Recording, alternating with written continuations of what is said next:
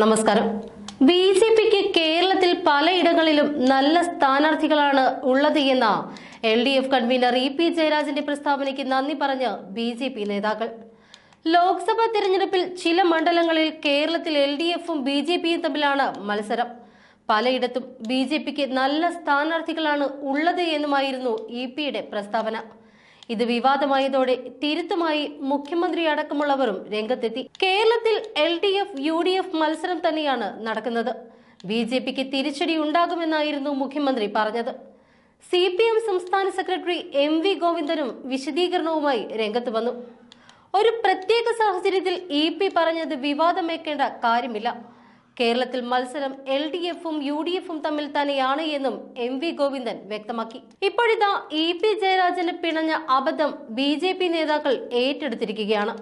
BJP സംസ്ഥാന അധ്യക്ഷൻ K സുരേന്ദ്രനും ബി.ജെ.പി നേതാവും ആലപ്പുഴ സ്ഥാനാർത്ഥിയുമായ ശോഭാ സുരേന്ദ്രനും ഇ.പിയുടെ പ്രസ്താവനയെ പിന്താങ്ങി.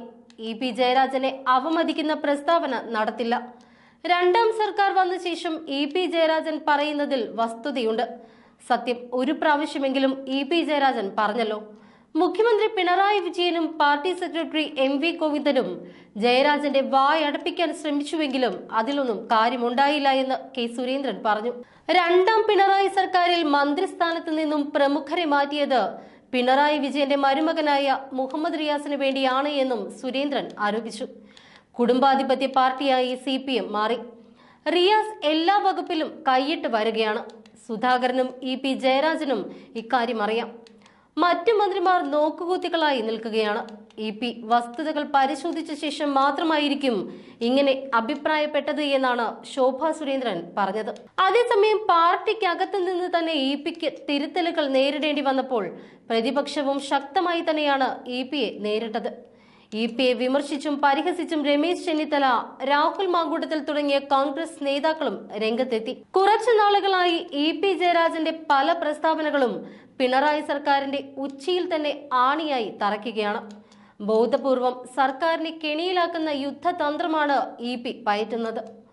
പാർട്ടിയിൽ ജൂനിയറായ MV ഗോവിന്ദൻ സംസ്ഥാന സെക്രട്ടറിയും പോളിറ്റ് ബ്യൂറോ അംഗവുമായി ഉയർന്നത് മുതലാണ് ഇ.പി പാർട്ടി നേതൃത്വവുമായി ശീത സമരത്തിലാവുന്നത്.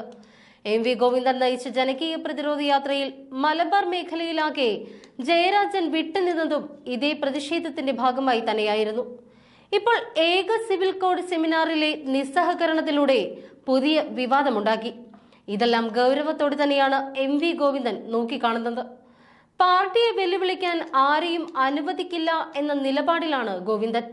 ഇടത് കൺവീനറുടെ ഉത്തരവാദിത്തങ്ങളിൽ വീഴ്ച വരുത്തരുത് എന്ന പരാതിയും ഇ.പിക്കെതിരെ പാർട്ടി സെക്രട്ടറിക്കുണ്ട്.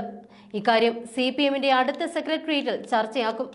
LDF കൺവീനറും പാർട്ടി കേന്ദ്ര കമ്മിറ്റി അംഗവുമായ ജയരാജൻ കൂടുതൽ ആത്മസമർപ്പണം പാർട്ടിയോട് കാട്ടണമെന്നതാണ് MV ഗോവിന്ദന്റെ നിലപാട്. ഇ.പി ജയരാജൻ ബോധപൂർവം പ്രകോപനം സൃഷ്ടിക്കുന്നു എന്ന അമർഷത്തിലാണ് CPM. പാർട്ടി നേതൃത്വത്തോടുള്ള അദ്ദേഹത്തിന്റെ നിസ്സഹകരണം അതിര് കടന്നു എന്ന വികാരവും നേതൃത്വത്തിൽ ശക്തമാണ്. ഇക്കാര്യത്തിൽ എന്ത് വേണമെന്ന ചർച്ച വൈകാതെ തന്നെ ഉണ്ടാകും.